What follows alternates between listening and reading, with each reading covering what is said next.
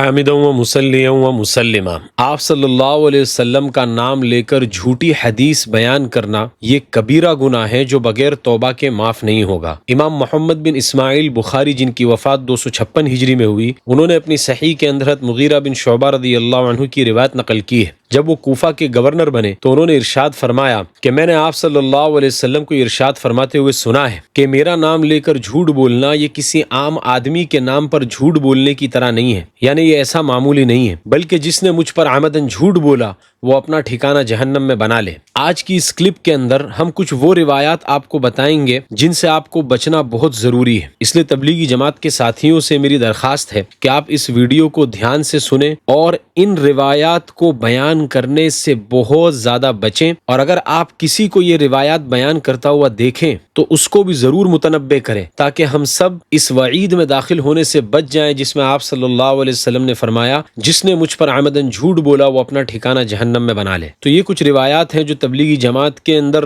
مشہور ہے اور لوگ اس کو بیان کرتے رہتے ہیں۔ نمبر 1، آپ صلی اللہ علیہ وسلم کے اوپر جب پہلی مرتبہ وحی آئی تو آپ صلی اللہ علیہ وسلم گھر پر تشریف لائے تو حضرت خدیجہ رضی اللہ تعالی عنہا نے آپ صلی اللہ علیہ وسلم کا بستر بچھایا تو آپ صلی اللہ علیہ وسلم نے فرمایا مضى ایام النوم، کہ اے خدیجہ میرا بستر لپیٹ دو، سونے کے دن گزر گئے۔ یہ روایت بالکل بھی ثابت نہیں ہے، اس لیے اس کو بیان نہ کریں۔ نمبر 2، ایک مرتبہ مدینہ منورہ میں بہت طوفانی بارش ہو رہی تھی۔ ابو جہل اپنے گھر میں بیٹھا ہوا تھا کہ اچانک اس کے دروازے پر دستک ہوئی۔ اس نے سوچا کہ اتنی طوفانی بارش کے اندر کون آیا ہے؟ یقیناً کوئی ایسا شخص آیا ہوگا جو بہت ہی ضرورت مند ہو، اس لیے جو بھی شخص اس طوفانی بارش میں میرے گھر پر آیا ہے میں اس کے سوال کو ضرور پورا کروں گا۔ جب اس نے دروازہ کھولا تو دیکھا کہ آپ صلی اللہ علیہ وسلم کھڑے ہیں اور اس کو فرما رہے ہیں کہ تم اسلام قبول کر لو، کامیاب ہو جاؤ گے۔ یہ روایت بھی بالکل جھوٹی ہے۔ بعض لوگ اس طرح بھی کہتے ہیں کہ آپ صلی اللہ علیہ وسلم ابو جہل کے گھر پر 300 مرتبہ دعوت دینے کے لیے گئے، یہ بھی ثابت نہیں ہے۔ نمبر 3، آپ صلی اللہ علیہ وسلم کے انتقال کا وقت جب قریب آیا تو جب آپ صلی اللہ علیہ وسلم نے موت کی سختی محسوس کی تو آپ کے آنکھوں سے آنسو جاری ہو گئے۔ آپ صلی اللہ علیہ وسلم نے فرشتے سے پوچھا کیا میری امت کو بھی اس طرح موت کی تکلیف جھیلنی پڑے گی؟ تو فرشتے نے کہا ہاں۔ تو آپ صلی اللہ علیہ وسلم نے فرمایا اے اللہ میری ساری امت کو جتنی موت کی تکلیف ہوگی وہ سب مجھے دے دے۔ یہ حدیث بھی ثابت نہیں ہے۔ نمبر 4، خاتمہ بالخیر کا عجیب نسخہ،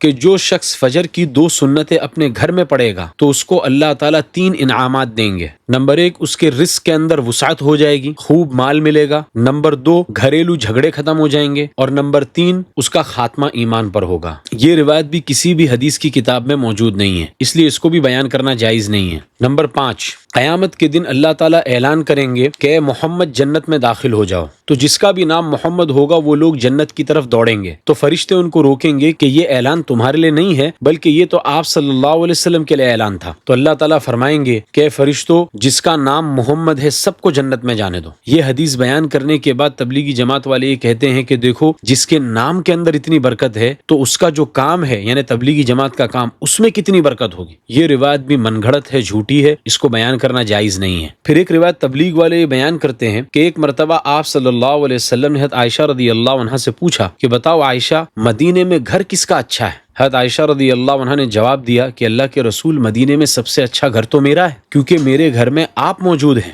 تو آپ صلی اللہ علیہ وسلم نے فرمایا عائشہ نہیں، مدینے میں سب سے اچھا گھر اس کا ہے جس گھر کا آدمی اللہ کے راستے میں نکلتا ہے، کیونکہ جو شخص اللہ کے راستے میں نکلتا ہے اس کے گھر میں اللہ خود آ جاتا ہے۔ یہ روایت بیان کر کے تبلیغ والے لوگوں کو جماعت میں نکالتے ہیں کہ دیکھو اگر تم اللہ کے راستے میں نکلو گے تو اللہ خود تمہارے گھر میں آ جائیں گے۔ یہ روایت بھی بالکل من گھڑت ہے۔ نمبر 7، تھوڑی دیر اللہ کے راستے میں غور و فکر کرنا یہ اپنے مقام پر رہ کر 70 سال کی نفلی عبادت سے بہتر ہے۔ یہ آپ صلی اللہ علیہ وسلم کی حدیث نہیں ہے بلکہ یہ حضرت عبداللہ ابن عباس اور حضرت ابو دردہ رضی اللہ تعالیٰ عنہ کا قول ہے، اور اس میں بھی روایت کے صحیح الفاظ یہ ہیں تفکر ساعت خیر من قیام لیلۃ، تھوڑی دیر کا غور و فکر کرنا ایک رات کی عبادت سے بہتر ہے۔ اس میں اللہ کے راستے کا کہیں کوئی ذکر ہے ہی نہیں، بس صرف یہ ہے کہ تھوڑی دیر غور و فکر کرنا ایک رات کی عبادت سے بہتر ہے۔ اور یہاں پر بھی غور و فکر سے یہ مراد نہیں ہے کہ کیسے لوگ جہنم سے بچ کر جنت میں جانے والے بن جائیں، بلکہ غور و فکر سے قرآن میں غور و فکر کرنا، تدبر کرنا اور اللہ تعالیٰ کی نشانیوں میں غور و فکر کرنا یہ مراد ہے، جیسا کہ محدثین کے تراجم ابواب سے پتہ چلتا ہے۔ اس روایت کے اوپر میں نے مستقل تحقیقی ایک ویڈیو اپلوڈ کیا ہے، اس کی لنک بھی ڈسکرپشن میں ڈال رہا ہوں، اس کو کو بھی آپ دیکھ سکتے ہیں۔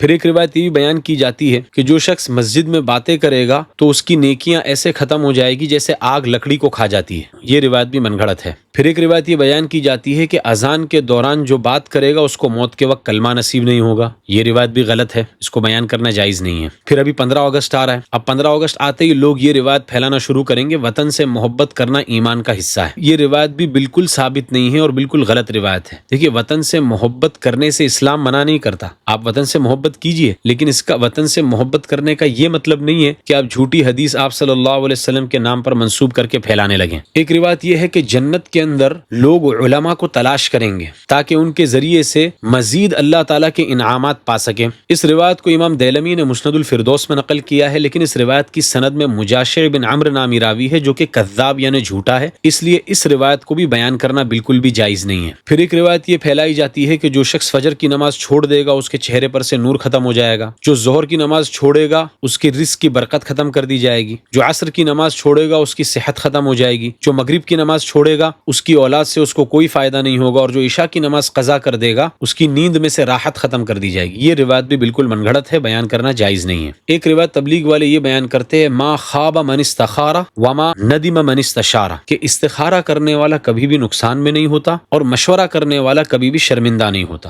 امام طبرانی نے اس کو اپنی المعجم الکبیر کے اندر نقل کیا ہے، لیکن اس روایت کی سند میں بھی عبد القدوس نامی راوی ہے جو کہ کذاب یعنی جھوٹا ہے اور حدیث گھڑتا تھا، اس لیے اس روایت کو بھی بیان کرنا جائز نہیں ہے۔ پھر ایک روایت بیان کی جاتی ہے کہ ایک بڑھیا تھی جو آپ صلی اللہ علیہ وسلم کے اوپر کچرا پھینکتی تھی۔ ایک دن آپ صلی اللہ علیہ وسلم کے اوپر کچرا نہیں آیا تو آپ صلی اللہ علیہ وسلم کو فکر ہوئی کہ آج مجھ پر کچرا نہیں ڈالا گیا، تو پتہ چلا کہ وہ بڑھیا بیمار ہے۔ آپ صلی اللہ علیہ وسلم اس کی عیادت کے لیے گئے اور آپ صلی اللہ علیہ وسلم کے اخلاق سے متاثر ہو کر وہ مسلمان ہو گئے۔ یہ روایت بھی بالکل جھوٹی ہے، سیرت میں اس طرح کی کوئی روایت نہیں ملتی۔ ہاں، ابو لہب کی بیوی ام جمیل کے بارے میں ملتا ہے کہ وہ آپ صلی اللہ علیہ وسلم کے راستوں میں کانٹے بچھاتی تھی، لیکن اس کا اسلام لانا ثابت نہیں ہے۔ سورہ لہب کے اندر حمالۃ الحطب کہہ کر اسی کو ڈانٹ پلائی گئی ہے۔ پھر ایک نعت بھی مشہور ہوئی، لکھا ہے ایک ضعیفہ تھی کہ جو مکہ میں رہتی تھی۔ یہ واقعہ بھی سیرت کی کتابوں میں کہیں نہیں ملتا، یہ واقعہ بھی بالکل من گھڑت ہے۔ پھر تبلیغ والے امت کی فکر دلانے کے لیے ایک من گھڑت روایت یہ بھی بیان کرتے ہیں کہ ایک مرتبہ مدینہ منورہ کے اندر حضرت عبد الرحمن بن عوف نے سب کی دعوت کی، سارے مدینہ والے عبد الرحمن بن عوف کی دعوت میں پہنچ گئے۔ آپ صلی اللہ علیہ وسلم جب دعوت سے واپس مسجد نبوی میں تشریف لائے، دیکھا کہ ایک بدو صحابی بیٹھے ہوئے ہیں اور وہ کسی فکر کے اندر ہیں، تو آپ صلی اللہ علیہ وسلم نے پوچھا کہ ارے عبد الرحمن نے تو سارے مدینے والوں کی دعوت کی تھی، تم کیوں نہیں گئے؟ تو انہوں نے کہا کہ اللہ کے نبی، میں یہ فکر کر رہا ہوں کہ کس طرح لوگ جہنم سے بچ کر جنت میں جانے والے بن جائیں۔ تو آپ صلی اللہ علیہ وسلم نے فرمایا کہ تمہارا یہ تھوڑی دیر کی فکر کرنا